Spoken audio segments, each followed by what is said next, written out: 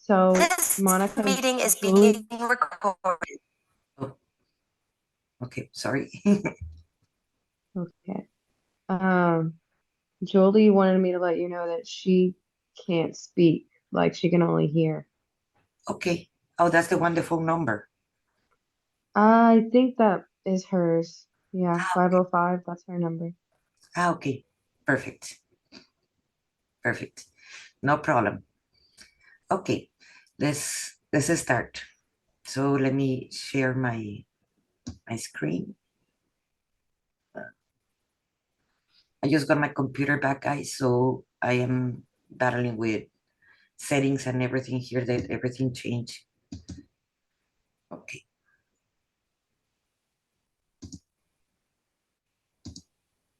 Okay. Well, thank you for being here in the Soul Path Amplification Experience.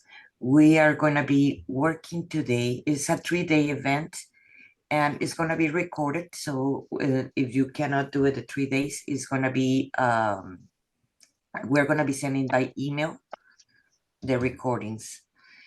And what we're going to be doing today, mainly, it is going to be, let me,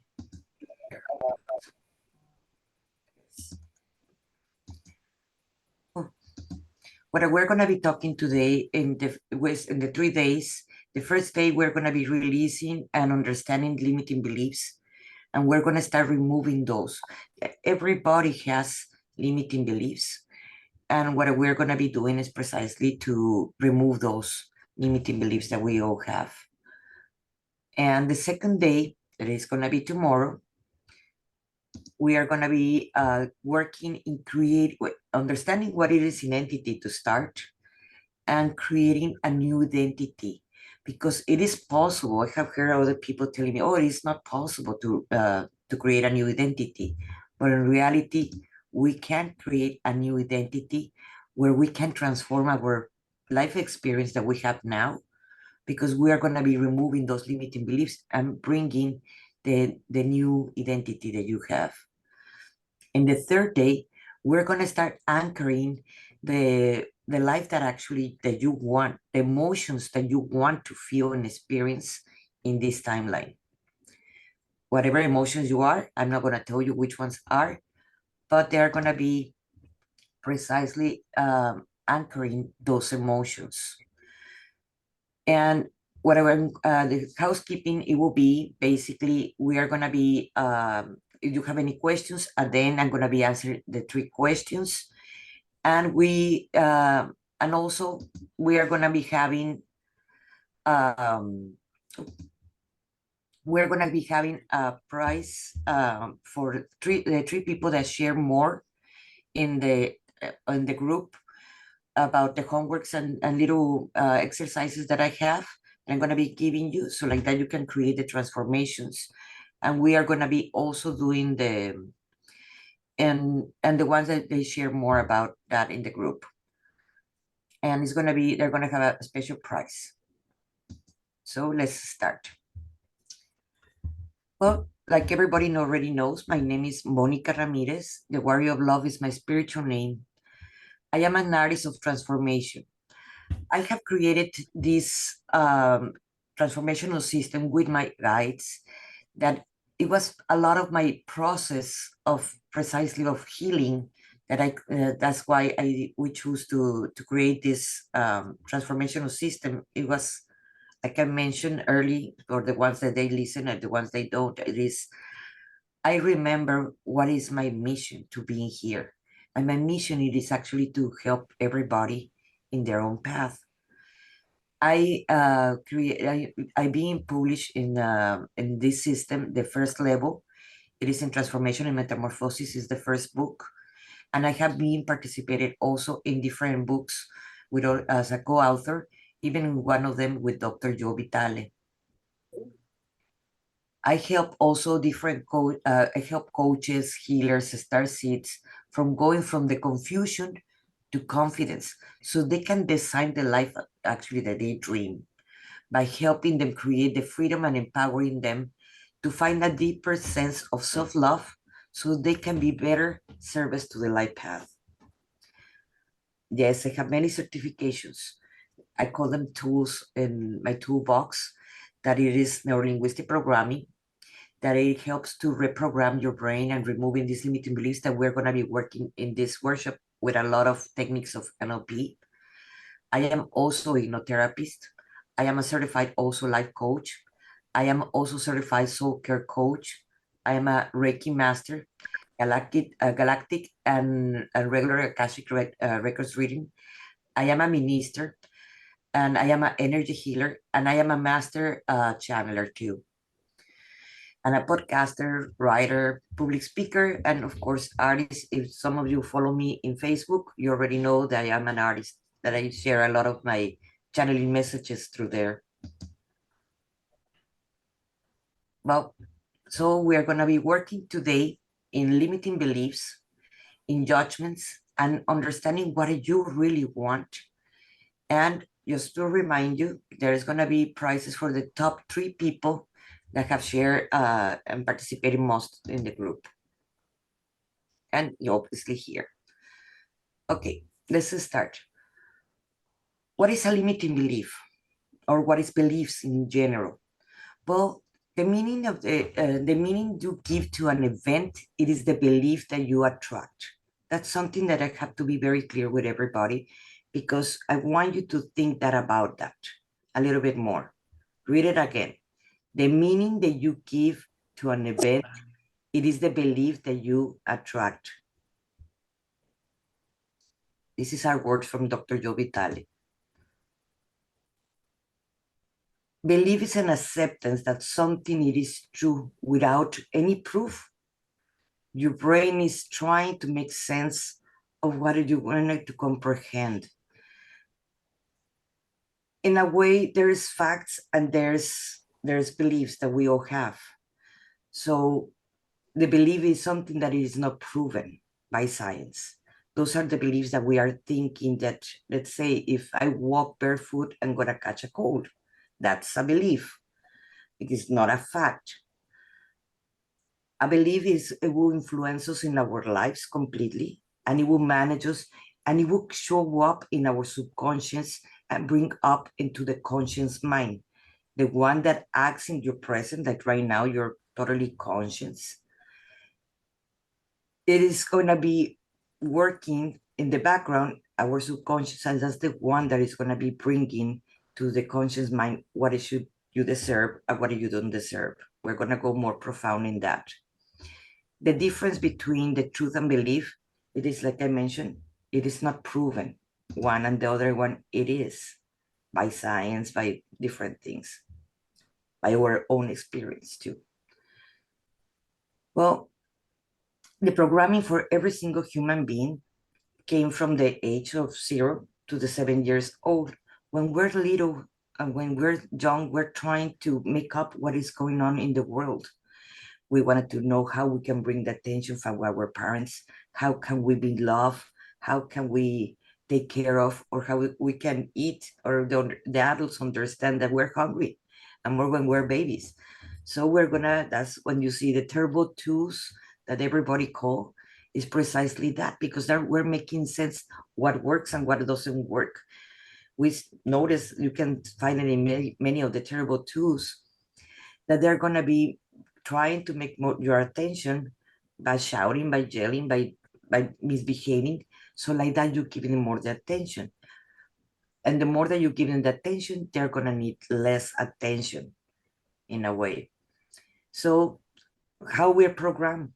We're programmed by our parents, by our family, our any caretaker that are taking care of us, that the social norms, what is accepted in the social norms.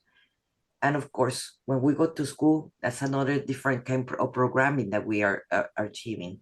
Depends on the teachers, and each teacher is different. If you remember your teacher from first grade, it is going to be different from the second grade or even the high school. They're going to be different. Or when you go to the university, that depends on the teacher, like the caretakers. The same thing, religions. Religions, even if we are not completely into any religion, we are going to be we also have We also have the religions that our ancestors, our parents, grandparents, etc., or even neighbors are putting on us, and our culture, whatever identification we put into ourselves. That depends on the race or where you're coming from, what continent, your language, your type of food you eat, etc. Also, those create beliefs. Like I come from a Latino family. For us, hot salsa or chile, it is very, very common, but that doesn't mean that for every single culture, they have to have salsa. I remember when my dad was a very proud Mexican, so he would not sit down in the table if he did not have salsa on top of the table, because or else it was not food. Even if you have a plenty of food or whatever, if it was not salsa for him, it was not food in the table. That it is a clear belief. Doesn't make it a fact. Well, we would do anything to we would try to please others all the time, because remember when we were talking, since we were babies, we were trying to please our caretakers. We were trying to please the school teachers. We were trying to please others. And that's how we start becoming, that's the ego start interfering and playing with us some games. How do I cannot put you in mute, guys. Can you put yourself in mute? I will appreciate that. Let me try here.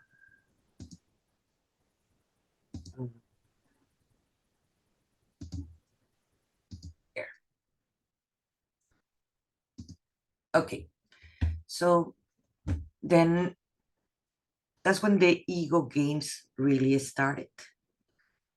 When we are not feeling how the majority of the human beings do not feel good enough, or that they deserve enough, or they are not feeling safe, or they're not feeling accepted, and they're always looking for approval. And that's one of the main problems that we are having in the limiting beliefs, that even if you do all the affirmations every day, that I am rich, I am love, I am this, but if there is a part of you that you don't feel that you deserve love, that you deserve to be accepted, that you deserve to be taken care of, or you are taken care of, you're not going to accept when someone is giving you the love or giving you that acceptance. So it doesn't matter how many affirmations you do, it's not going to work until you actually shift that limiting beliefs. That hopefully today you're going to be shifting all these limiting beliefs, because even there's the fear of being successful. That's one of the beliefs, that many of us, we want to be successful. But at the same time, even if we want to be successful in our business, in our lives, in whatever we do, we still self-doubt if we deserve to be successful. And that's the belief that makes in reality to be successful. And we start auto-sabotaging ourselves. And I know many of you in here are coaches and healers and so forth. So you might know what I'm talking about. Because we self-doubt ourselves, and many of us, we have even the imposter syndrome. And it goes by codes, like peeling an onion. You remove one part of the top of the onion. Like I work already that I am the imposter syndrome of me, and another layer is gonna come and show up in the bottom. So we have to continue working with all these limiting beliefs. Hopefully we get to the root. So like that, like a weed, we take it out from the root, those limiting beliefs, because all started in since our childhood, and it goes in our subconscious. And we're going to be talking a little bit about epigenetics, that it has also influences too. Well, the how do we recognize a limiting belief? When something is triggering you, in reality, it is making you irritated, is making you angry, or is making you sad or fear or in pain. And in pain not necessarily has to be physical pain. It has to be a pain of emotional pain that we all have, or you're feeling out of control, that you cannot control yourself, and someone triggered you that, and or you need to judge others because you're being affected by the judgments of others. And how many of you, put me in the chat please, have you felt these emotions?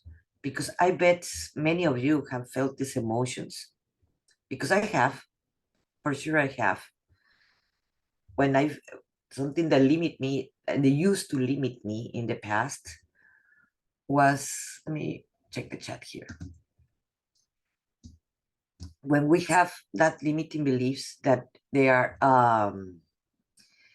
that I used to be affected by the judgments of others, when I did not wanted to do many things because what are the other people are gonna think about me? Even just coming out and saying I am a channeler, it took a lot of inner work to actually I can say it out loud. Or even my name, the warrior of love, it took a lot of inner work to actually I even say my spiritual name that my guides gave me. And at the beginning it was not easy. It was a lot of inner work that I had to do with myself to actually say, yes, I am a channeler, and my guides gave me the name, the Warrior of Love. So I bet many of you have different triggers that you have to go into believing in yourself that you deserve that. It is given to you. Life is given to you. So happiness, to accept the happiness, what is behind that you are not accepting to be happy and to fulfill? Oh yes, Erica. Oh yes, anger, impatience, judgment of others. Yes, we all have that. And the thing is, with the coaches and healers, energy workers, etc., something that we have. Sometimes we have a client, and that client is just reflect us an old self of us, or something that we have not worked with ourselves, and we're gonna get triggered.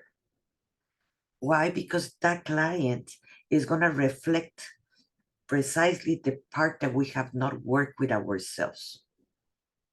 That's something why I love the ego in a way, because the ego can be your best tool or your best destruction. It depends how you use it.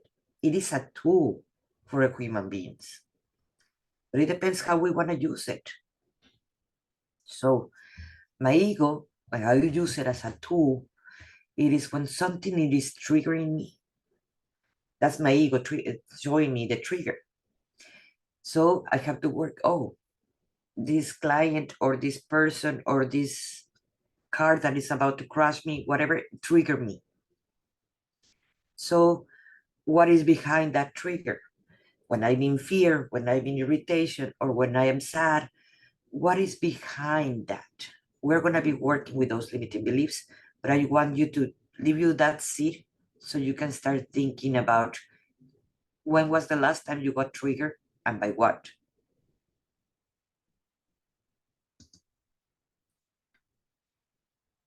I want you to leave you this just to your thoughts. No, you can do it. And I would love you to share this in the group, because like that I can help you and I know where do you need more help.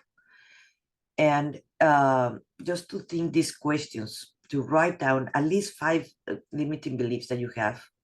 I want you to ask yourself, where do these limiting beliefs come from? Think about it. Are those, that is a fact, that limiting belief? Like I was saying, my dad used to think that you were barefoot at home or anywhere, barefoot, you were going to catch a cold. That was not a fact. That was his belief that he wanted to put it in everybody else. The thing is, why didn't work with me? Because I did not accept it. Because the limiting belief, it is not only throwing around and that's it. It is contagious. No, it's not contagious. You have to accept it. And obviously, when we're kids, we're more susceptible to believe everything, and most it comes from our parents or our caregivers. So that's when we accept all those programs. So I want you to ask yourself, are they a fact or is a belief from the person that is saying it? And the third question I want you to ask, why do I have too much faith in that belief? Like the same example of walking barefoot, why my dad had too much faith on that? In reality, his grandmother is the one that taught him that, and he accepted. So for him, it was so truth that every time he walked barefoot, he would catch a cold because it became a limiting belief, totally ingrained in his subconscious because he have accepted with faith. Let me know in the comments if this makes sense for you guys, please.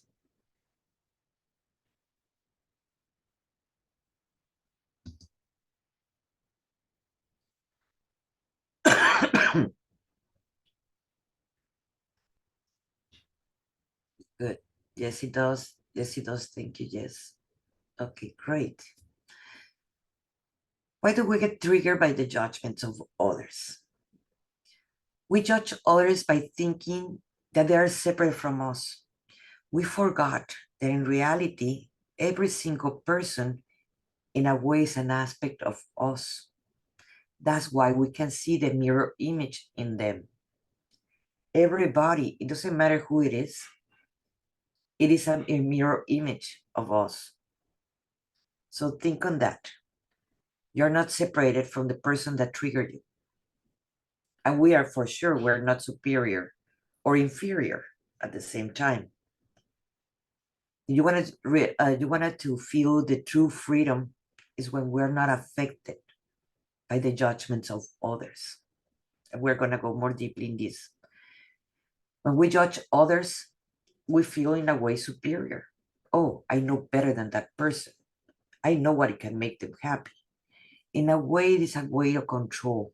If you observe that judgment, we're trying to control them and we're trying to change them because we know better. In reality, every person is different and they have their own mission. We're not more special than them.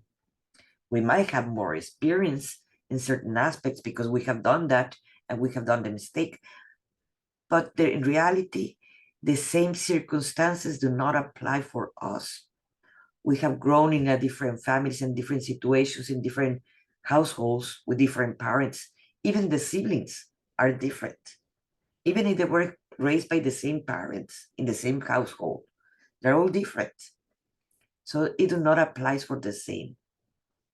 So we're different in a way. No one is superior than anyone. Other of the big ones that we tend to judge is to judge what we don't know. If we see someone going into walking 30 miles and in the sun with no water, or they have a little jig of water and we're not walkers and we don't walk much. I'm saying it because of me. I should, but I don't. So I would say, oh my God, that person is kind of crazy walking that many miles in the sun. That is crazy. But in reality, what I'm judging is what I don't know. Because probably if I walk the 5 miles at least, I will not be judging that person. I will be applauding that person. But we tend to judge what we don't understand or what we don't know. Think about that. Think every time that you judge someone, if they're judging you or you are judging them for something that you do not understand or comprehend. Like, let's put it like this. You're more into the spiritual arena and you say to a normal person, I am a channeler, they're going to think you're crazy. You are, you need to be in the mental hospital. You're schizophrenic, you're this, you're that, because they could not comprehend a person that it is a psychic, that is a healer, or there is a channeler or a medium or whatever you want to call it. And because of that, they will judge you because of that. And now my question as a limiting beliefs is, that is going to stop you being a channeler, a psychic, a healer, a medium, or channel, whatever it is? Or you're going to do it either way, knowing that you're going to be judged?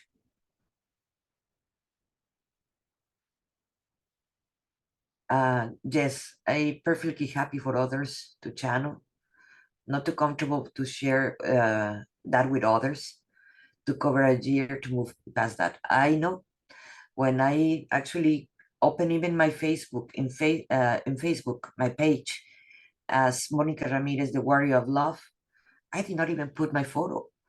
I was too ashamed and afraid of the judgments of others. So I was holding myself back of who I truly am until I start working with myself and believing who I was and understanding and accepting me. That's when I start showing my photo. Now you can see it everywhere because I am not afraid to say I am a channeler, I'm a master channeler. I know different ways of channeling, and I don't care what other people think. But it took a lot of inner work to do that. Now, we tend to judge what, like I mentioned, like we don't understand. We judge what we can control. If I can control my daughter in any shape or form for whatever she's doing that I don't agree, that is not harmful, or at least not for me, and not even for her. I will contend to judge her for she's not fitting in my little square. Remember that belief has to, it was created from our ancestor line, our ancestors for survival. That's why it was created, the beliefs. In that time, it was important to understand what it was the world. The dinosaur can eat you in that time, or the tiger was can eat you in that time. We don't have the same issues now. So, but we still, what we try to do to understand someone, we try to put it in a little square. This person has to fit in this little square, that person has to fit in little square, that person has to fit in this square. And the person that do not fit in the squares, we're gonna tend to judge them because we do not understand in what square we have to put it. And that is control. That person don't wanna be in a square. Why they have to fit in a square so we can understand them. And I experienced this as an artist. When I start painting and saying I am an artist, I start exhibiting my work, and sometimes I go to sleep at 3 o'clock in the morning. I'm painting, I'm very creative, and I'm very inspired creating my paintings. And I start having issues first with my mom telling me, "Oh no, you have to sleep at this time because you have to get up early." But I was so inspired and I continued painting, and there was the judgment, and they tried to control me. You need to go to sleep at this time. It was because she could not comprehend that the inspiration comes at different times, and I did not fit in the square that she wanted to put me. So it created conflicts. So understand that you want your true freedom. First of all, we cannot judge someone because we do not understand, and we don't have to also fit in the square of someone else to be accepted. That's a thing that we have to understand. So we're going to judge others in the same base that we're going to judge ourselves. Think on that. Every time you judge someone for whatever we do not understand or comprehend, and we judge them harshly, it's the same way that we judge ourselves harshly when we're doing something that it is different, something that gets us out of our comfortable zone. It happens with many divorcees. The people that get divorced and they marry once or twice or three times, and the third time everybody's going to say, "Oh, she had to be a slut. It has to be a terrible woman or a terrible man. It doesn't matter, it's going to be a terrible human being because he's been divorced 3 times or 4 times or whatever many times as you want." But in reality, we're in a terrible marriage, and just imagine the situation, and you're in a terrible marriage, but you're still there. So you're going to judge more the divorcees because you're still in a terrible marriage, and that person liberate themselves. for something that you have not liberated yourself. This is just an example. But thinking that how many times you have judged someone else for something that you don't have the guts to actually do it, do it yourself. Or thinking many situations. If you have a situation in your mind, please write it down in the comments, because I bet I have done it. I have done it, and when I catch myself doing it, it's like, oh, it's because I do not understand this, because I have not have the guts to do it. It happened to me when I was doing public speaking. Sometimes I was like, oh yeah, that person did not speak right, and that person did not.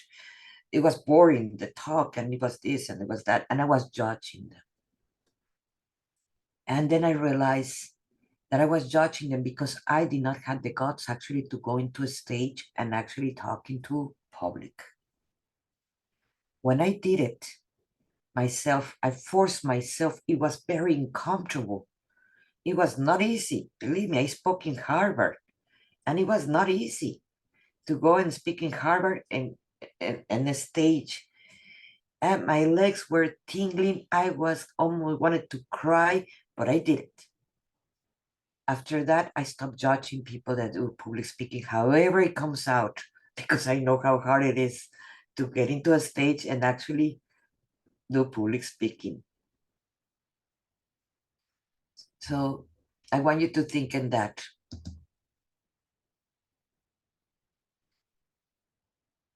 And before we go to the questions and things like that, I wanted to ask you, and please write it down in the comments. What do you want? Do you know what do you want? Let me stop the share. We're going to continue, but I just wanted to know if you know what do you want. Because the majority of my clients, when they arrive with me, they do not know what do they want. They would tell me 10,000 things what they don't want. They don't want this, they don't want that, they don't want that. But it's like, okay, but what do you want? And they don't know how you're going to get anywhere if you don't know what do you want. And that's where a lot of our beliefs comes, because we tend to even want what someone else tell us we should want. And that's where we get stuck. Because like my parents wanted to become a bookkeeper, and my mom wanted to I become a nurse. And believe me, I cannot be a nurse for save my life, because if someone threw up, I would throw up with them. Like I can't. And bookkeeping, I hate numbers. That's why I'm an artist, because numbers is not my forte. Like I have my team is the one that helped me with numbers, because that is really not my forte. So I want you to think, what do you want without the influence of someone else? We all have programs. We all have beliefs, what we should be or what we shouldn't be, because our parents or because our caregivers or because someone told us what we should be. Okay, let me read in the comments.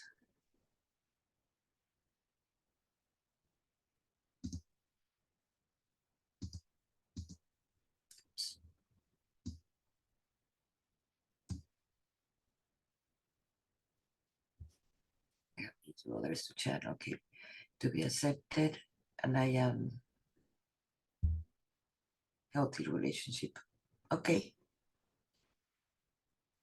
I would like to be more specific in what you really want.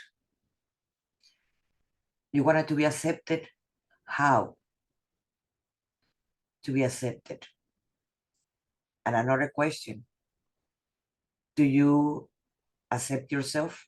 That's something I want you to ask yourself in that one. And to be in a healthy relationship.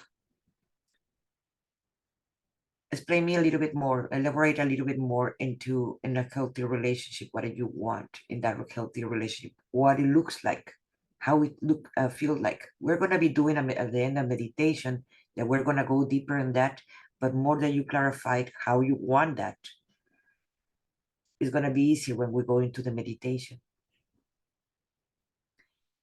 To be surrounded by people I love, to be joy and abundance, to have freedom, to be a lighthouse for others. Those are very good ones. So you're more specific, it is more easy to get there. I am very clear now about my path now. And I have plenty of room for surprise to live my life each day in the creative activity, there to thrive and and bring the magic. I do agree. And what is your how do you want that presented in your life? Be more specific. Because remember, aside of if you believe in God, source, universe, whatever you want to call it doesn't matter. It's always listening to us. So when we are more specific, we're gonna be you're gonna see in this meditation that we're gonna be working with all our senses to actually bring it down.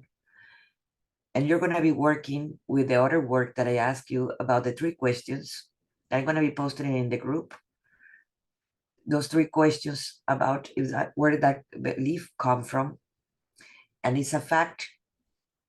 And there's another question that I would like to ask: how would you like to be different? You have the opportunity. I want to ease and grace and having successful business and create an abundance and sharing all with the highest good. That was more specific.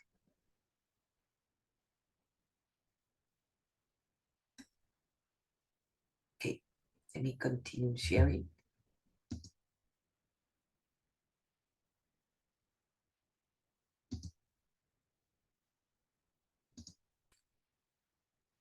Okay, in this exercise, I'm gonna ask you, there's another exercise that I'm gonna ask you to do in the group or by yourself. Remember that everybody got their journal for free, and it should be in your email because you register. You can use that journal, and if you wanted to write it down in the group, I will appreciate it a lot. Remember, the persons that participate more, I'm gonna choose 3 people so I can be giving them a session of coaching one-on-one with me, some sessions with me, and for free. That's the price. Okay, I invite you to write 2 separate lists of triggers in your journal. Think back to all the triggers that you can remember and write it out at least 15. Oh, believe me, we have a lot more than 15. That sometimes even the toothpaste, when we push the toothpaste in the middle or in the back, there's the 2 kinds of people. The ones that push the toothpaste in the middle and the ones that like it in the back. And that can be a trigger. So we have tons of ridiculous triggers, and some of them are very, very important for us. There's people that loud noise they cannot take, and that's a trigger. Chewing with your mouth open, that can be a trigger. These are just ideas. So I want you to think in those 15 triggers, positive and the negative. Because the thing is this, that we're going to have beliefs that are going to be very, very useful, and programs that are going to be very, very useful for us. Because a belief also and a program can be like opening the doorknob, or it can be a music that it is playing that is like, oh, it takes us. I'm from a kid from the 80s. So if you put me some music from the 80s, I transport myself from the 80s. I like that time because it reminds me when I was my 17s, 18s, when I was enjoying that kind of music and I used to go dancing. So you put a kind of Madonna, things like that. That is going to take me there. Each one of us have our own power music. And I want you to ask yourself, which one is your power song? Because we all have one song that we play it every time we feel depressed, that we feel uh, going down, or we need to have more energy to do chores, whatever it is. So we all have that song. So I want you to think that, because that it is a triggering song, that it is in a positive way. So you're going to be writing 15 positive and 15 negative. And now in the second is, I want you to think, what is the outside of external influences? What do you want for your life? Be specific.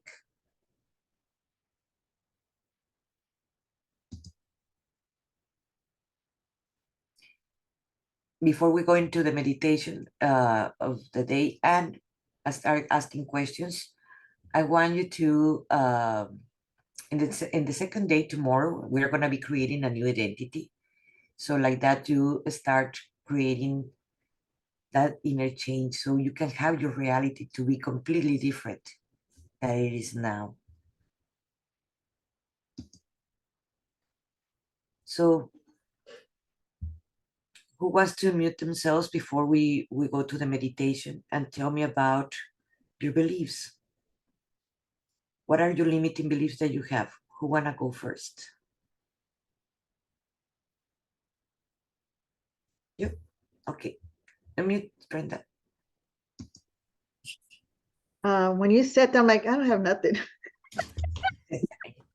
I have no beliefs. But then I started going in deeper and deeper. I'm like, oh wow. The belief that that wives have to stay home and cook and clean and take care of the kids and it's not a fact. It's when where does that belief come from? Well, actually, my mom and dad. That's why I couldn't go to school. Well, I did go to school. I went to high school and all that, but I wanted to go to college. And oh no, college is done for you. You have to stay home and take care of your kids and be a housewife, which is not bad. But if I had that freedom to still, to continue to do my stuff, I would have done that. Obviously we're mothers and we'll have kids, whoever has family, but anyway, that's one of a belief that I know it's not a fact, and it was just a belief that it was a program they put in me, and that was it. And now I have to go in there, and Ask yourself if that is a fact. it's not. How would you like that belief, that program or belief that you have to be different? How would you imagine different? Oh Because my it gosh, your I wouldn't be program. where I'm at. I wouldn't be where I'm at. I'll probably be somewhere, I don't know. Probably I would have had a beautiful career, college, school, because I love going to school. So that's why I'm also here to keep on learning. I love doing all that stuff. But there is a block there. Okay, one of the ways that we can remove the block, it is write it down in your diary, that one. Write down why it's not a fact. Not only we know it's not a fact, right now you said it, but write it down why it's not a fact and elaborate a little bit more, because Sure. you're working precisely in reprogramming it. Mhm. But don't forget the third part, how it will be different for you. How would you like to be different if you didn't have that belief? How would your life will be if you did not have that belief? And right now it's coming to me more lighter, more happier. I don't know if that's what you're trying to tell me, but that's what I'm. Yes. Just write it down, and I bet you have more than that, more than one belief, because we're full of beliefs. We have Oh, yes, I know, but that just came to me when you were saying that. So, something that I wanted to, like I mentioned, I was going to talk about epigenetics.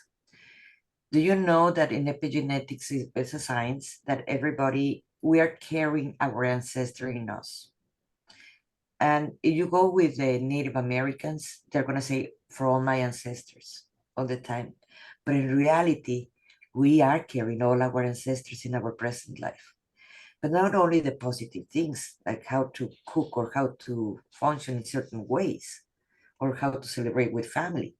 We're talking also about the limiting beliefs that they had. And this is already proven by science. If in the down the line, even 5 generations behind, one was let's put it a rape, that we're carrying that trauma to this day from that ancestor 5 generations back. We're still carrying that. Or they were afraid because going out at night because they were going to get killed. Well, we're still carrying that to this day, whatever it is.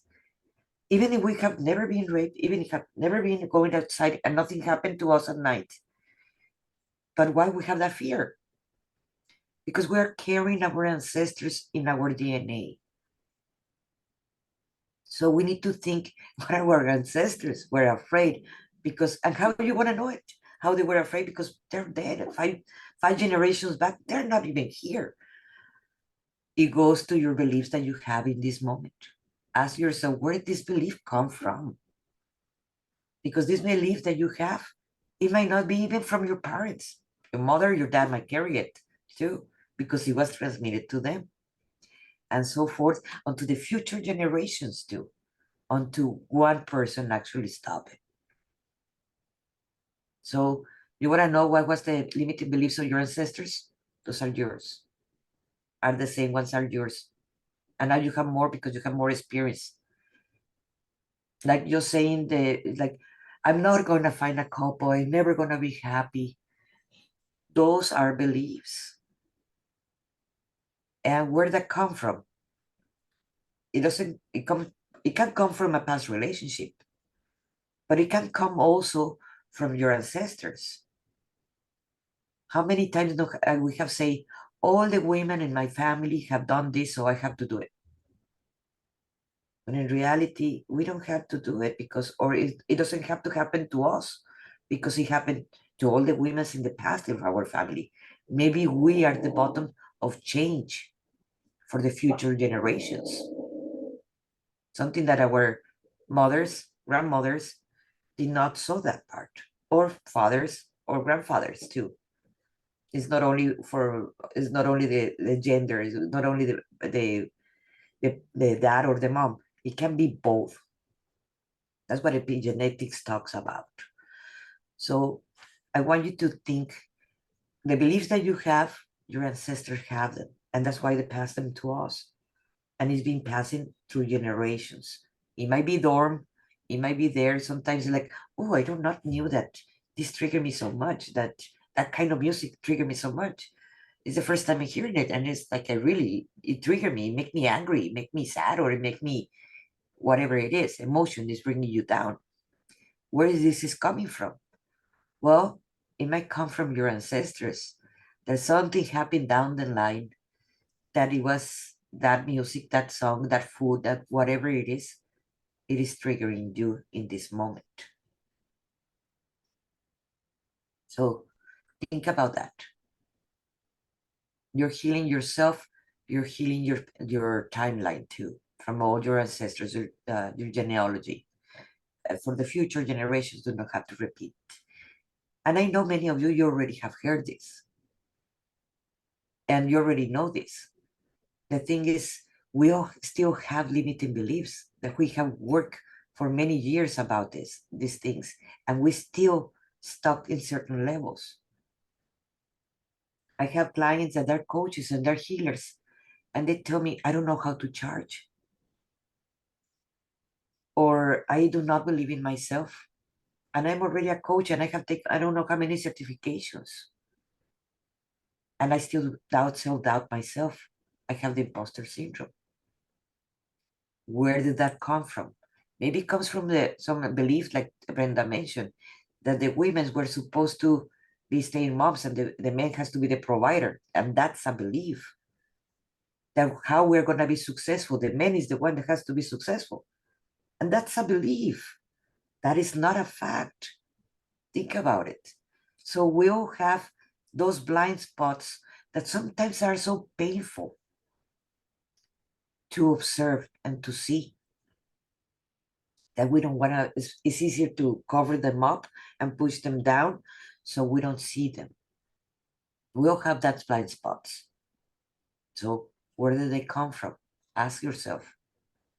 This belief, where do they come from? If this is a fact, and if I did not have this belief, how would want it different? Okay. Someone else wanted to share with us another limiting belief? Yes, Kimberly. I had to unmute. I had my mom was a single mother and she always struggled with money. There was never enough. And, like we had to drive with a car and we had to like the driver's side car wouldn't open but the other door wouldn't shut. And so we had to hold a rope. I mean, it was just like, there was never enough. And I see that repeating in my life. It's like, as soon as I get some money, then I've got something going on. And it's like, you have to work very hard for your money and there won't be enough. So let's do this. Okay. The belief is that there is not enough money. Yeah. Right? Mm-hmm. So if that is a truth, That's not a truth. Mm-mm. so how would you, what experience you would like if you don't have that belief? How would you like to be? Abundance, So I think I keep saying I am abundance. I'm joy and abundance. And I just keep repeating it to myself to try to convince myself that there is enough, that I'll be provided for. but like I mentioned earlier, it doesn't Mhm. matter how many affirmations you do. Yeah. If you continue having that there is not enough money, there is not money, there is not gonna be enough money, you're gonna continue attracting to that because your subconscious is the one running the show, not your conscious. Your conscious is the one doing affirmations, but the subconscious is the one running the show. We're gonna go into a theta level in a meditation, so like that we can shift that too. Thanks for sharing.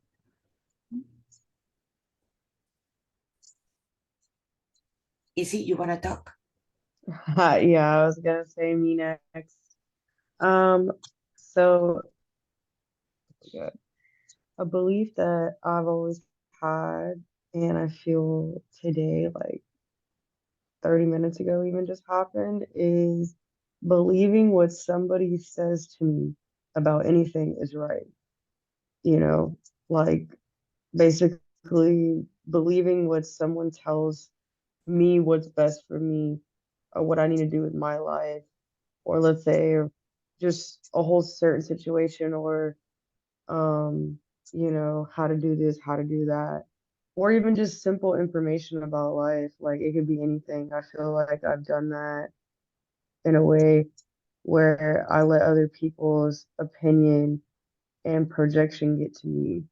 And it's a belief to feel like that they're right. But I've reached to a point in my life knowing that it's not, that's not true. I'm gonna ask you. Julie said, okay. I have several comments that I would read there, but I just want you to think this. Are you living for the expectations of others? I want you to ask yourself this question. Yeah. Why? Are you wanted to be accepted? Do you want to be loved? You're afraid of the abandon, things like that, because that's why we tend to do the expectations of others. Mm-hmm. Because we want to be loved, we want to be accepted, or fear sometimes. So ask yourself those questions before you are doing things for pleasing others. I'm not saying that it's not good pleasing others. Sometimes I enjoy doing things for others, but I'm doing it consciously. I'm doing it because I want to. And when I don't want to, believe me, I say no. And I don't care if you do whatever. I don't do it because I don't feel like that moment doing it. but that is Mhm. very different when you're doing it something for someone.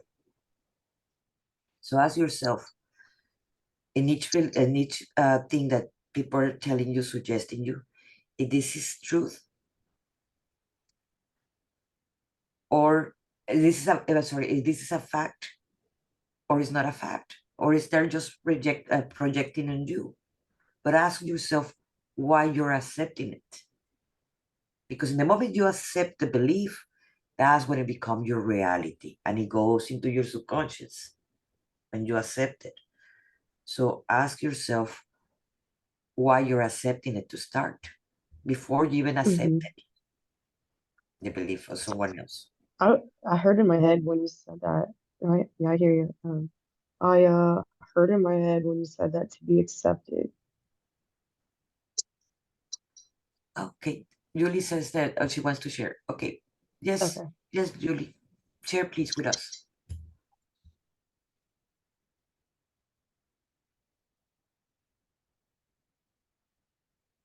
Okay, can you hear me?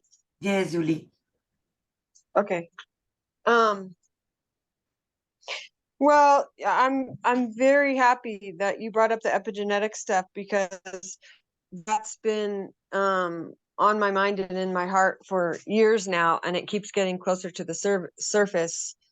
And I do realize, like, so some years back, it came to my attention that my ancestors were like pulling me back, that I was literally moving forward and it was scaring them. And so they were pulling me back because, you know, when you move forward, you carry the lineage to you. And I think they were actually afraid of what would happen in the forward movement, is what it felt like. And so I felt enslaved in a way. And it was very liberating even to have that realization. But then so I just wrote off the top of my head. I didn't let myself think. I was just like writing, you know, because you know how the mind is, you know, oh, I don't really believe that. It's like, well, it's coming out. So my 5 that I got immediately were: I will not reach my potential in this lifetime. I will never exit the inverted matrix. Life is suffering and pain. You do the best you can. I mean, if you asked me consciously if I believe that, I'd say no, but that's what came out.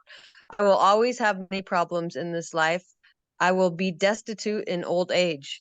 These are all ancestral. Yes, Just I wanted to share. I can hear the grandmother saying that, totally saying that, because that was the belief. And if we go where our Mhm. ancestors, the life expectancy in that time, it was in their 30s. Someone that got into the 40s, that was a very old person, because the life expectancy in from our Mhm. ancestors didn't last long. It's further back than my lifetime though, because I knew my great grandmother on my mom's side. She was one of my best friends. And I knew my grandma. And my grandma on my mom's side actually had quite a lot of money. And my great grandmother wasn't hurting for money either. And neither were my grandparents on my paternal side. So I know it goes further back than relatives that I met in this lifetime. So if you want, after the class, Julie, I can do a family lineage clearing. If you want, Okay. after, because I feel like, yes, it goes more ancestor that from past lives and so forth. It goes in there. Yeah, okay, I'll stay on it. But Yeah, because go ahead. Sorry. but do it the ones that you can do consciously, it works better because that becomes like a routine for you. So every time later on another piece of the puzzle show up, you will know what to do. Like, oh, this is not a fact, this is not true. How we want it Yeah. different. And then you can clear Yeah. it, because there is like peeling an onion every time. Even if we do a clearing, we're gonna take the clearing, and we're gonna peel the onion, but there's more things underneath that are gonna be showing up and showing up and showing up. Uh, So that's uh. important, that part. I'm glad you're here. I'm glad we're all here because, you know, I mean, I'm 56 and I feel like been so diligent on, you know, doing the work, helping myself, helping the ancestors. And it's just like, it's just that thing where it's like being stuck in a Groundhog Day movie. You're like, well, I tried this and I tried that and I invested in this and I gave this energy and I did that and I did that and I did da da da da da. And you're just in the same place. But I don't want to eat up any airtime. But I bet there's some people on here that feel that way. So I'm probably voicing it for more than just myself. Thank you for being here, Julie. Okay. Thank you. Okay, Andrea, is true to that. I've had clients who make huge amounts of money and they never is enough, or they're terrified it will go away. Do you know that there is a fear and a belief about being scared of money?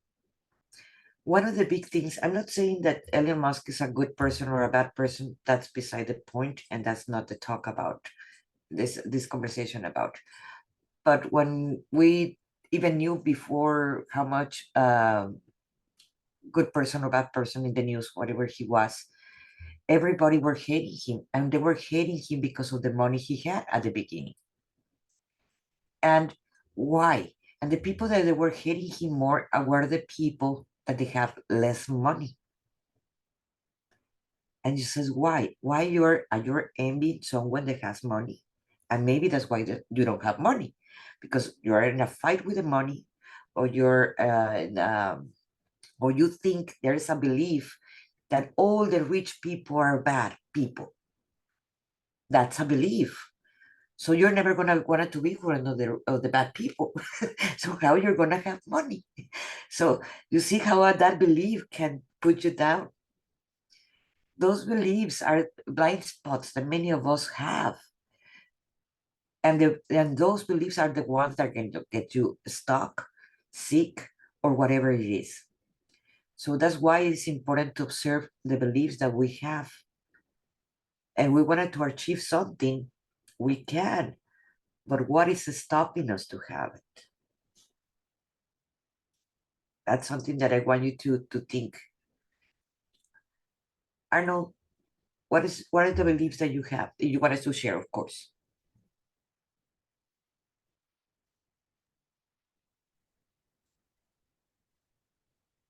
I can not hear you. You're not in mute, but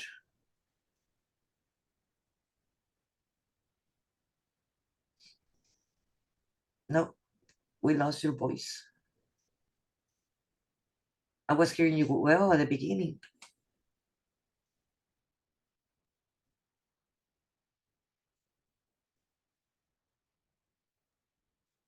Were you asking me? No, I was asking Arnold, but Oh. Arnold is trying to get his sound. So, okay, let's go with you, Andrea. In the meantime, he figured out the sound. Oh, okay. A limiting belief. I think one that I've always, I think,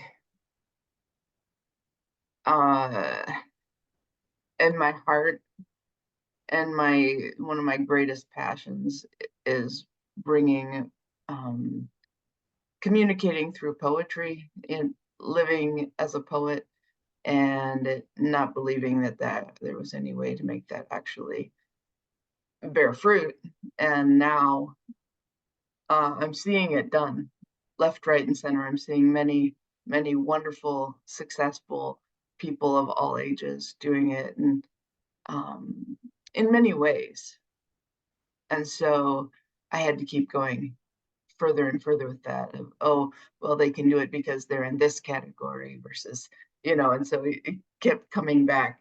And I'm like, oh no, it's actually not true. Literally my guidance has been like, do it, babe, right now. This is the time, and this is the channeling comes through a lot of times in poetry. And so I'm being invited to step into that completely. And it's quite interesting. I do agree with you. There's that belief that if you're an artist, you're gonna die poor. And that's a belief. That is not a fact. Because we talk about Andy Warhol. Oh my gosh, the guy was rich. Jackson Pollock, the guy was rich. Poets. We're talking about there were very famous poets also that they were rich. And even in Mexico, there were poets in Mexico. There were Octavio Paz. Oh my God, the guy had a lot of money as a poet in a country where poetry, it was not even a thing. But it is a thing, but it was not for making money. But they were very successful.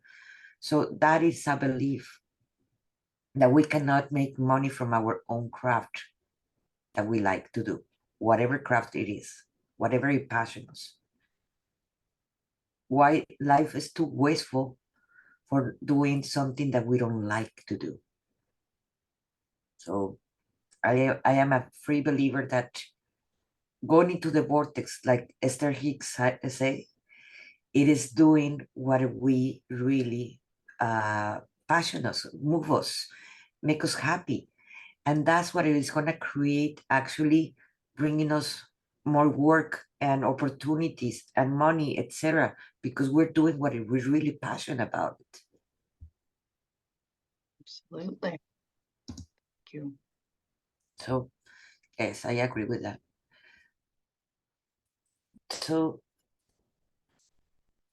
Arna, did you fix your sound? No? Okay, maybe Still muted. I don't think he realized that he's muted. right now you're mute. You want to remove the mute so like that we can see if we can hear you? No, we don't hear you. Okay, write me down in the chat so like that you can let us know. Abby, you're there. Beautiful one. Abby? Hi, yes, I'm here just with my newborn. Nice, great to see you. Well, So we're talking about limiting beliefs. yes. I think one that always shows up for many is just worthiness, around worthiness, especially if we come from a trauma background where, we were told all our childhood, we felt we weren't enough. That kind of leads into adulthood when we start trying to manifest bigger, greater things. There's always this like deep inner feeling like, I'm not worthy of this success, or I'm not worthy of having these kind of big dreams. Who am I? Those kind of things. So that's something that constantly shows up for me. And I'm just a lot more aware and mindful of it. And of course, I love the conversation about the generational and intergenerational and how it gets passed down, and all these experiences and things that are coming from thinking about my background and my great grandma and great grandparents and their parents, and where they lived in scarcity and poverty, and it was in their DNA, to have that fear of like, when are we going to have our next meal, those kind of things. And so yeah, just that scarcity and not enoughness, I think, always comes up. I do agree with you. And not only that, if you don't fix your limiting beliefs right now, or those beliefs that you have, you're going to pass it on to your kids and your grandkids and so forth, like your grandparents did. So we need to stop it now. So like that, you change your life expectation, whatever it is, and you know that you can do your dreams, because ask yourself if those limiting beliefs were true, and they're a fact. And how would you do, how would be your life if you did not have those limiting beliefs? So Yeah, definitely. Even just in talking about, like, with my kids and stuff, like, growing up, you always heard, like, when I heard conversations about money, it was always negative, right? Like, there was like, we don't have enough money, we can't afford this, we can't do this. And even though it wasn't directed at us, it was conversations between like my mom and dad to each other. We still heard heard it in the background, and that subconsciously, kind of ingrained in us. And so I'm very mindful and careful with what I say around my kids, because, even when I think they're not listening, they are, right? And those things can become limiting beliefs for them in the future, right? Whether it's talking about money or even like weight issues or anything like that. So it's a huge responsibility.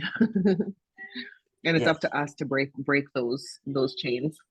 we need to be aware when we speak because every Mhm. time we're speaking, we're creating new contracts, new, and at the same time, we're reinforcing a belief. And when we reinforce a belief, that's where we get stuck. Let's say, if I say to my kids, yes, if you walk barefoot, you're gonna catch a cold. I'm reinforcing that belief in me because it came from my dad. I'm reinforcing it in me, and I'm passing it on to my future generations, and so on and so on and so on. So it is important to become always the observer of our thoughts and our emotions. So, like that, we are aware when we're speaking and what is coming out from our mouth, because we're reinforcing those beliefs. Forget about the spiritual contracts, that's a different thing that goes more spiritual. This is the beliefs that we're reinforcing those beliefs like they were facts when we even know that they're not facts. And Arnold says, I've been working in a spiritual journey for 3 years, and I see people with many more years. And I think that my abilities, spiritual, are not ready to help others. That is a belief. Why you think? I know people that have been in this path, that they went into a certification, and let's say they're life coaches and things like that, or they become NLPs and whatever, name it. There are thousands, or Reiki masters, or whatever, name it. And they're already working with people. And they have, what, 6 months?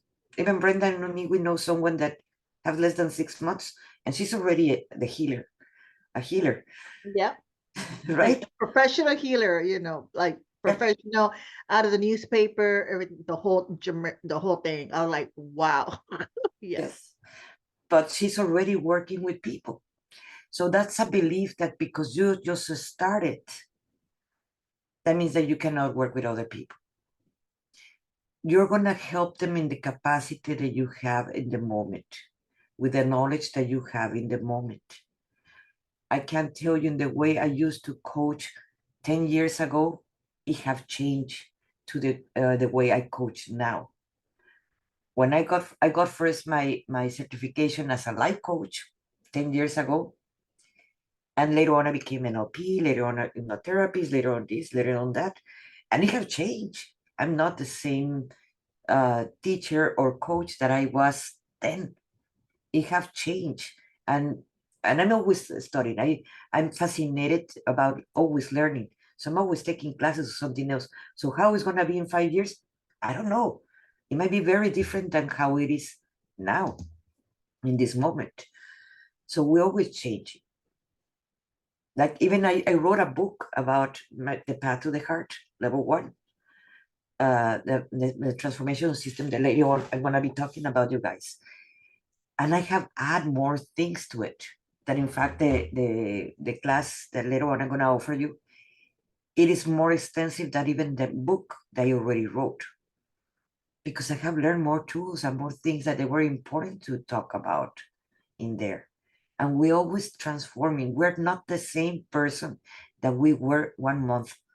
So try to remove that belief. Ask yourself if that's a fact or not. And how, if I did not have that belief, how my life would be. Think of that, Arno. Can I add something to it, Moni? Yes. Sometimes you have all these certificates, like Moni says, and there's times where you still have doubts. Yeah. And that's something you also have to look into, the doubts. For example, me, I'm going to share this. I've been doing this for the past 9 years now, and I come to points where I doubt myself when I know so much, and there's Monica to tell you. I've been working a lot spiritually on myself, and doubts still come through. I'm like, this is my path. This is not my path. Do I still continue? Do I not still continue? So it's part of the whole path that you have to go through, and and keep on learning. This is something that we'll never keep on. You have to keep on learning the rest of your life. Just to tell you that. But mainly you have to observe that belief and ask yourself if that's a fact, and what would you do if you did not have that belief? How will your life will be different? Write it down. Sometimes when we write it down and we can see it, we can have a better understanding about our limiting beliefs. Like right now, what Julie was doing when she was writing it down is like, oh, I don't even believe in this, but they were showing up. So we can observe better the picture in our healing when we're writing it down. Those all the beliefs that we have, that when you're just having a conversation, sometimes they show up in conversations, but how you see it, how you can work it better, you write it down. That's why we share the journal with you all, so like that you get to know a little bit deeper where you are. And I bet you have done it. But even the things that I have worked before in a journal, they're very different than they are now. Because like I mentioned, we change. We're not the same human beings that we were a month ago. We're different. And Kimberly, yes, I paint that virgin. As I call her Tonantzin. Tonantzin is I channel her all the time. I channel her all the time, and I did that painting. I believe Andrea and Easy, they saw it over there in zoology. I took her over there in person. But yes, it's a beautiful energy of love. Okay, there's another comment. Cindy, can you speak and tell us about a limiting beliefs that you have, love?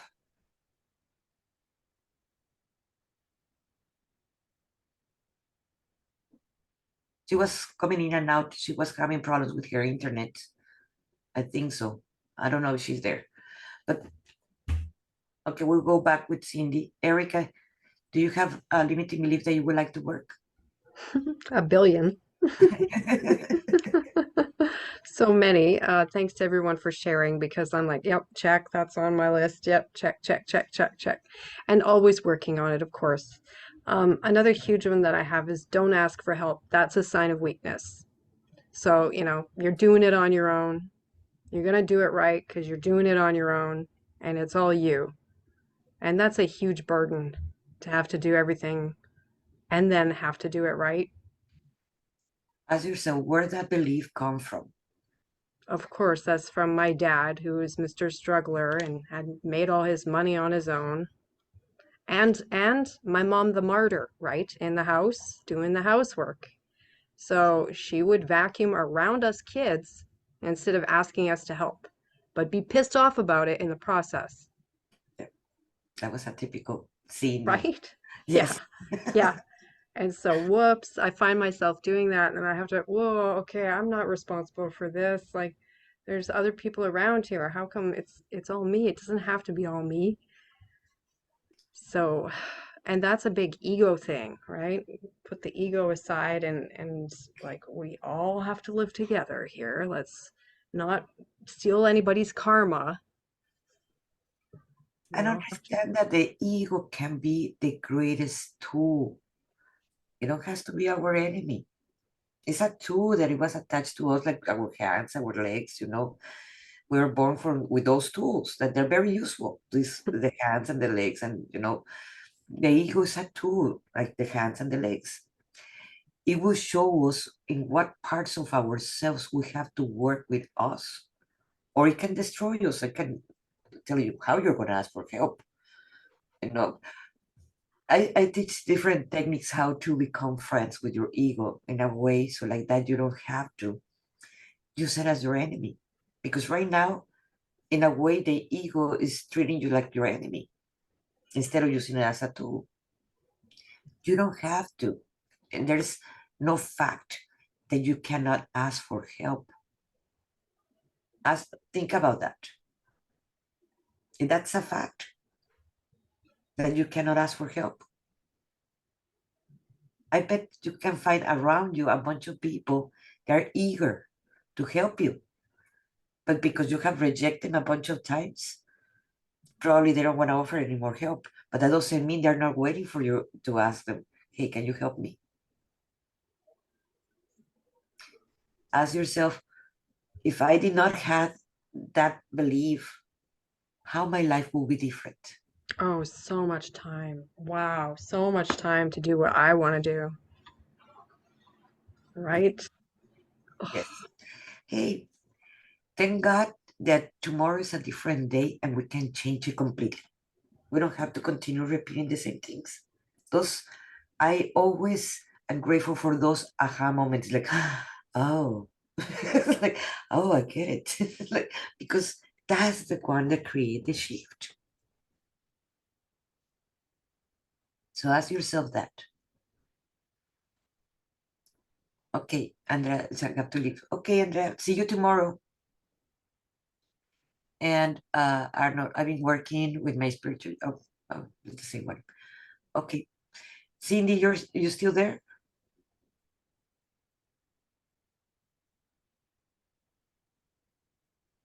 Okay, let's go to the meditation. I'm sorry that Andrea just left. So let's go into the meditation. So let's close our eyes.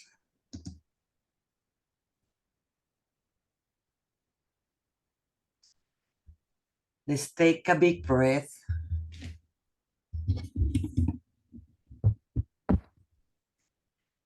And let it out. Let's take another big breath and take it to your stomach. Hold it.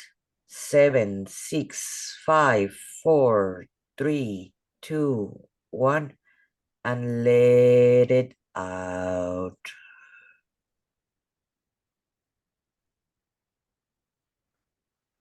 Let's take another big breath and take it to your stomach. Hold it. 7, 6, 5, 4, 3, 2, 1, and let it out.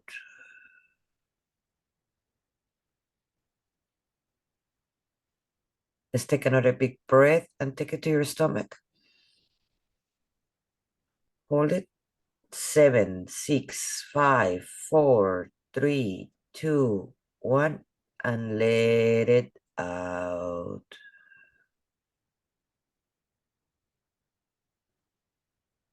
And the next breath, you're going to take it to your chest.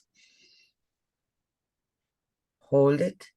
7, 6, 5, 4, 3, 2, 1, and let it out.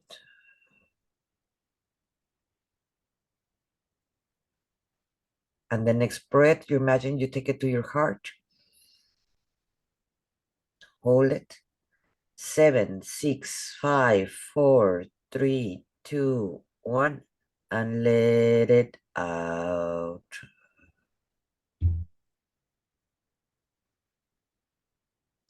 And the next breath, you're going to take it to the heart. Hold it. 7, 6, 5, 4, 3, 2, 1, and let it out. Now in the next breath, you imagine you take it to the head.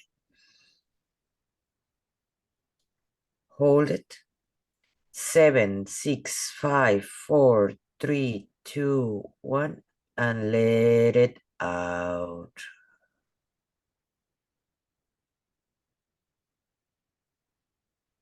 And the next breath, you're going to take it to the head. Hold it. 7, 6, 5, 4, 3, 2, 1, and let it out.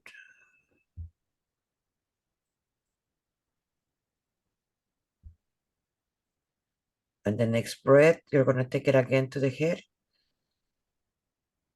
Hold it. 7, 6, 5, 4, 3, 2, 1, and let it out. Now with your eyes closed, send your awareness to your feet.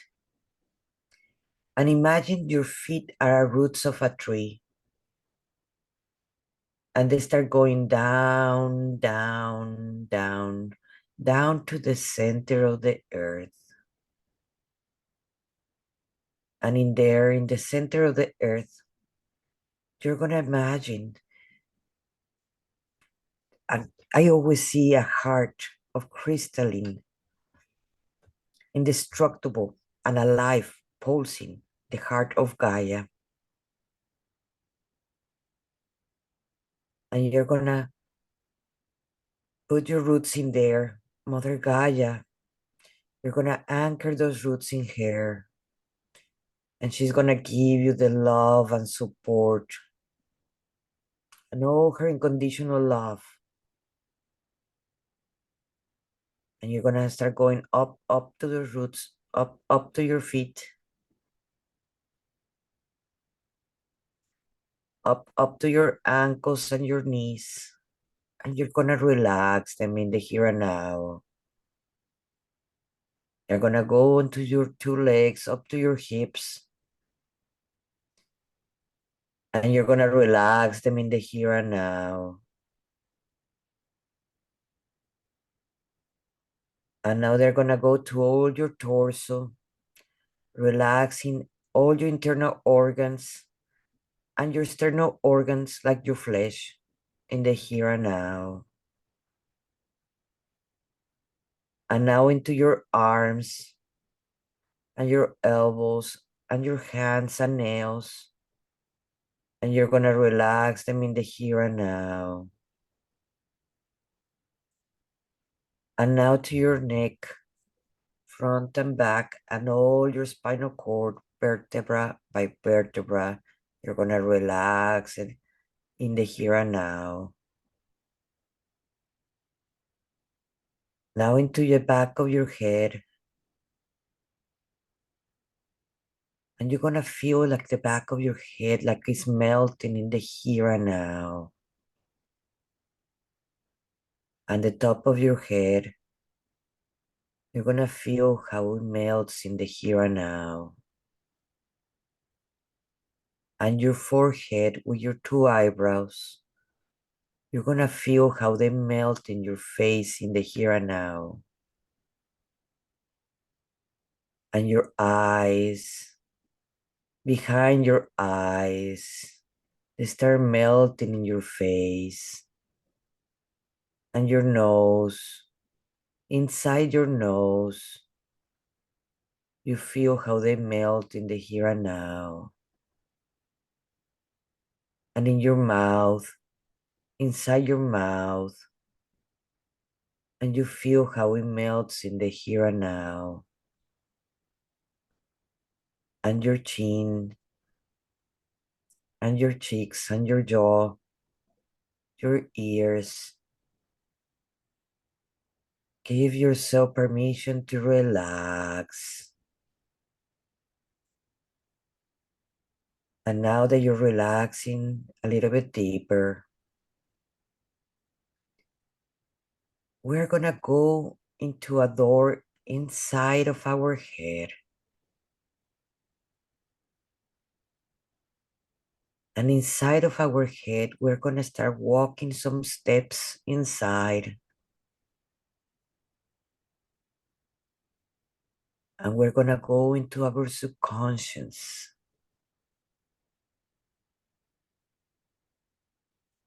In there in your subconscious,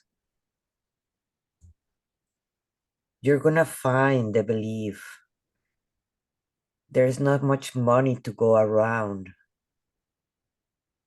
or I have to work hard to make money, or I never gonna have enough money, or no one is gonna support me. So that's why I have to work harder.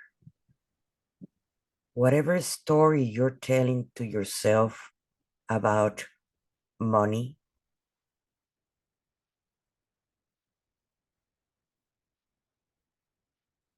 I want you to observe it. Don't attach to it. Just observe it.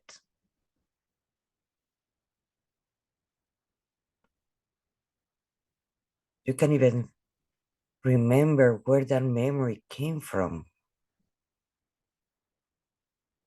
It can come from several generations on the back, or someone in the present moment, or from your childhood, from family trauma. I want you to observe it. Do not attach to it.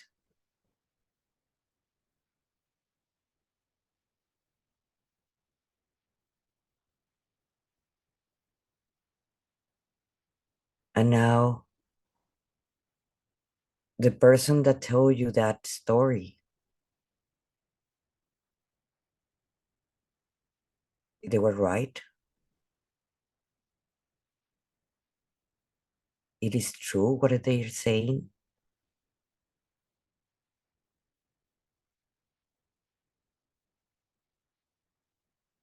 I want you to see it as a shape, a geometrical shape. Put that belief like a geometrical shape. Any shape that you want. And I want you to put a color to it.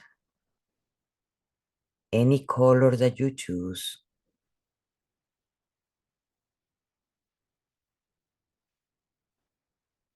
You have a texture. Observe it. You have an aroma.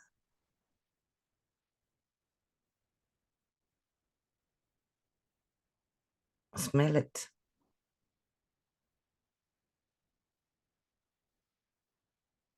Now I want you to start searching in your body.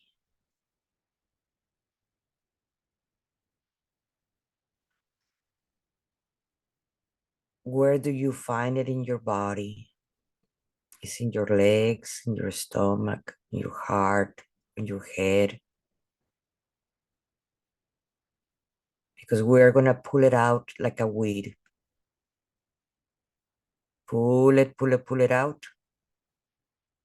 And we're going to give it back to source. So it can be transformed, that energy. And unconditional love for us. And we're going to look for more of that geometrical shape, of that beliefs that are in a geometrical shape. Because we might have several in our body. So I want you to scan all your body.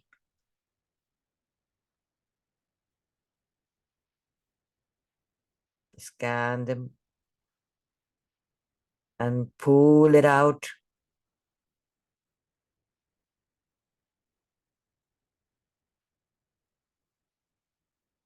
And give it to source or the universe or God, whatever name you want to put it.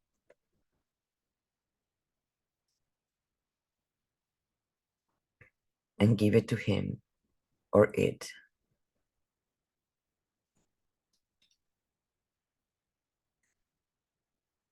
And now we're going to go to the program, to the belief that I have a role as a woman that I have to follow.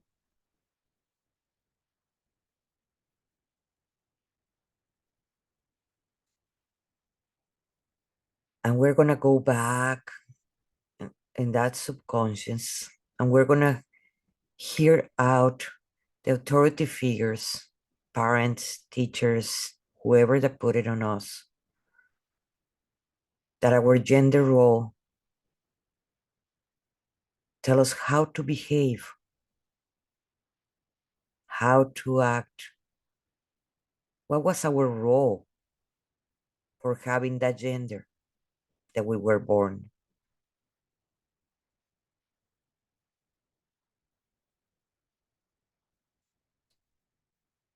I want you to observe the persons that they install in us. They may be right, they may be wrong. It is not up to us to observe and only to observe them.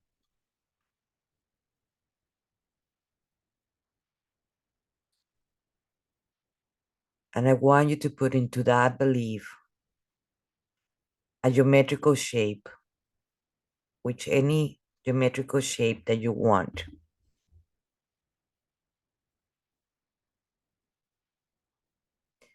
I want you to put a color, an aroma, and texture.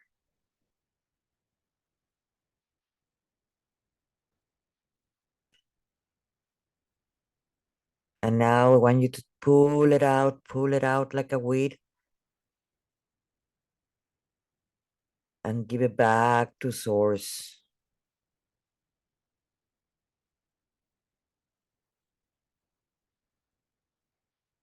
And scan your body. You have more geometrical shapes in your body, so you can pull them out,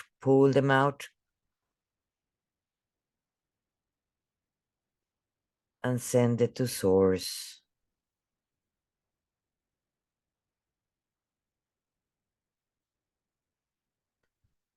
Now we're gonna go inside again into the belief. We're gonna search for the belief that in this life, it is gonna be very hard. Or I'm not gonna be happy in this life or healthy in this life. That I'm not gonna accomplish everything that I want in this life.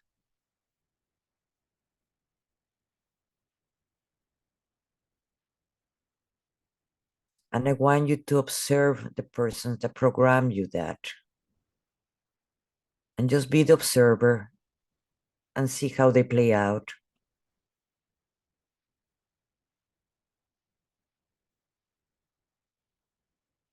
Now, I want you to put into that program, that belief, a geometrical shape.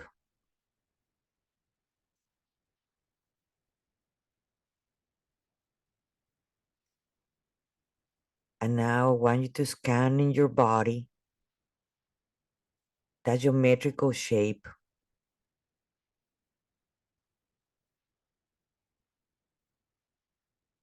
And I want you to pull them out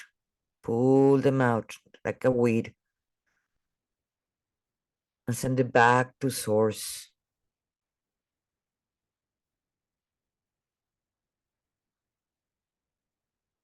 Send it back to source. We're gonna start scanning all our body for those geometrical shapes.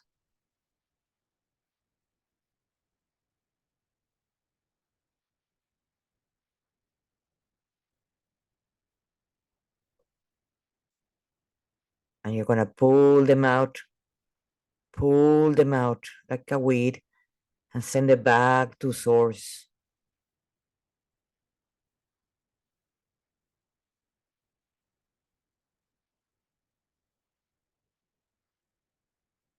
Now we're gonna go into the programs and beliefs, and we're gonna look for the belief that I am not good enough, or that my choices are bad.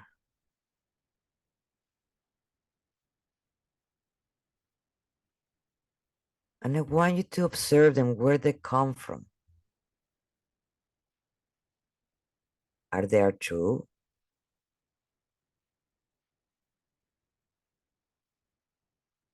I want you to observe them.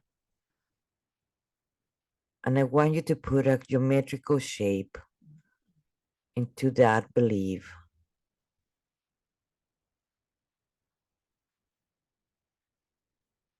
And I want you to pull them out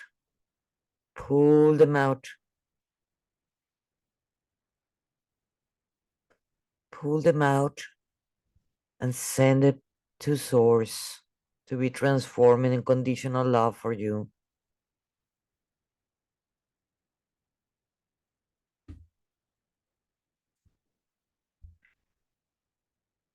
Now I want to scan your body.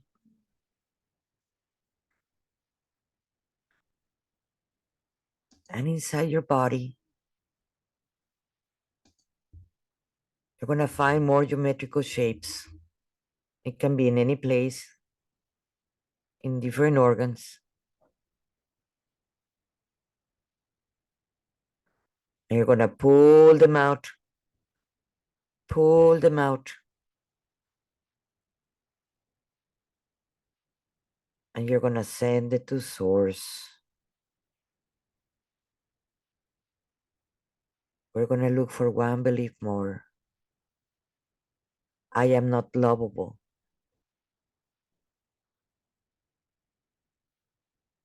It is hard to deal with me.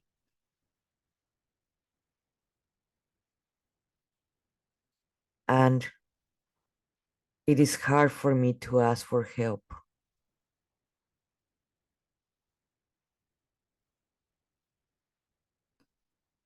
I want you to go back in time and observe the person that told you that and that you believe that.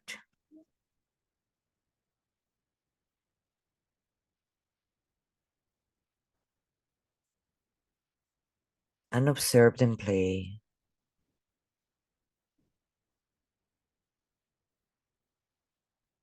Now you're going to find a geometrical figure inside your body.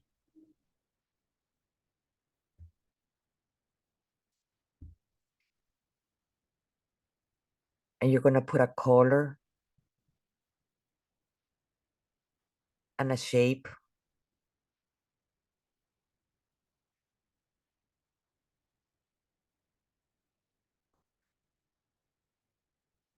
and a smell.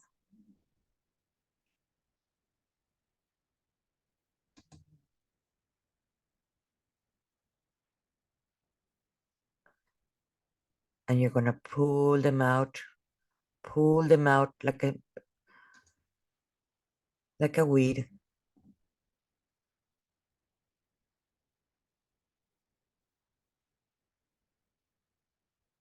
And now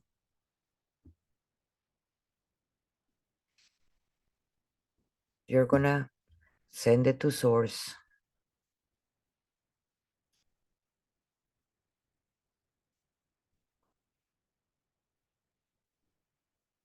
Again, you're going to look for the shape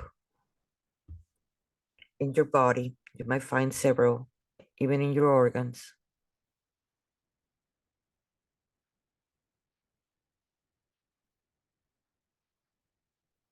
And now you're going to pull them out, and you're going to send it to source.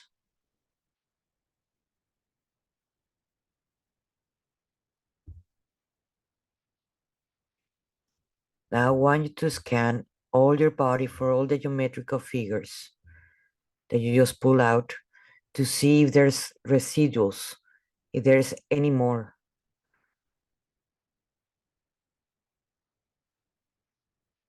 So you're going to pull them out,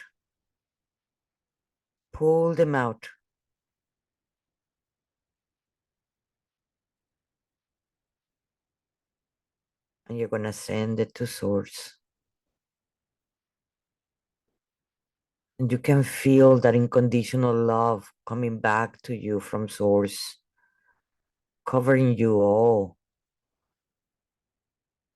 your bodies in all the dimensions, in all the timelines. It is done, it is done, it is done. Now, you're gonna bring back your conscience to your body. You're gonna take a big breath.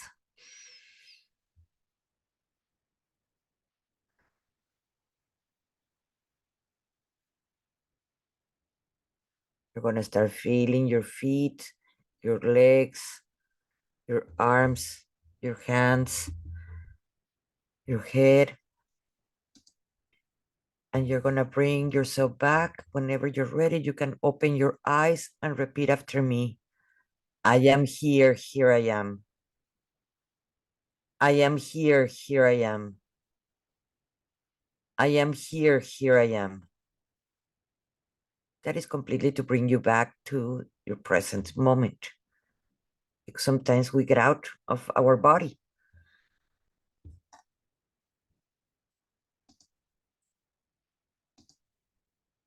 We get out of our body, so it's important to bring ourselves back to our body.